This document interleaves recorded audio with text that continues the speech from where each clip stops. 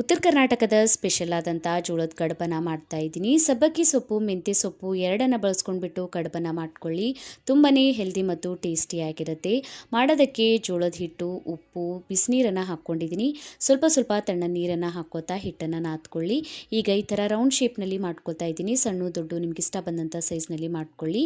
ಎಣ್ಣೆಯನ್ನು ಹಚ್ಕೊಂಡ್ಬಿಟ್ಟು ಇದನ್ನು ಹಬೆಯಲ್ಲಿ ಬೇಯಿಸ್ಕೊಳ್ಬೇಕು. ಲಿಡ್ಡನ್ನು ಕ್ಲೋಸ್ ಮಾಡಿ ಈ ಥರ ಹಬೆಯಲ್ಲಿ ಬೇಯಿಸ್ಕೊಳ್ಳಿ. ಪ್ಯಾನ್ಗೆ ಎಣ್ಣೆ, ಸಾಸಿವೆ, ಜೀರಿಗೆ, ಜಜ್ಕೊಂಡಿರುವಂಥ ಹಸಿಮೆಣಸಿನ್ಕಾಯಿ, ಬೆಳ್ಳುಳ್ಳಿ ಪೇಸ್ಟ್, ಅರಿಶಿಣದ ಪುಡಿ, ಮೆಂತ್ಯ ಸೊಪ್ಪು, ಸಬ್ಬಕ್ಕಿ ಸೊಪ್ಪು, ಉಪ್ಪನ್ನು ಸೇರಿಸ್ಕೊಂಡ್ಬಿಟ್ಟು ಸರಿಯಾಗಿ ಮಿಕ್ಸ್ ಮಾಡ್ಕೊಂಡಿದ್ದೀನಿ. ಈಗ ಮೇಲ್ಗಡೆ ಲಿಡ್ಡನ್ನು ಕ್ಲೋಸ್ ಮಾಡಿ ಸೊಪ್ಪನ್ನು ಬೇಯೋದಕ್ಕೆ ಬಿಡಬೇಕು. ಸೊಪ್ಪಿನಲ್ಲಿರುವಂಥ ನೀರಿನಿಂದಲೇ ಬೇಯೋದಕ್ಕೆ ಬಿಡಿ, ಎಕ್ಸ್ಟ್ರಾ ನೀರನ್ನು ಹಾಕ್ಕೊಳ್ಬೇಡಿ. ಈಗ ಬೇಯಿಸ್ಕೊಂಡಿರುವಂಥ ಕಡುಬನ್ನು ಹಾಕಿ ಮಿಕ್ಸ್ ಮಾಡಿಕೊಂಡ್ರೆ ಸಾಕು. ಹೆಲ್ದಿ ಟೇಸ್ಟಿಯಾದಂತಹ ಕಡುಬು ರೆಡಿ ಆಗುತ್ತೆ. ಟ್ರೈ ಮಾಡಿ ನೋಡಿ, ಕಮೆಂಟ್ ಒಳಗೆ ತಿಳಿಸಿ ವಿಡಿಯೋ ಹೇಗೆ ಅನ್ನಿಸ್ತಂತ. ವಿಡಿಯೋ ಇಷ್ಟ ಆಗಿತ್ತಂದರೆ ಲೈಕ್ ಮಾಡಿ, ಶೇರ್ ಮಾಡಿ. Thank you for watching.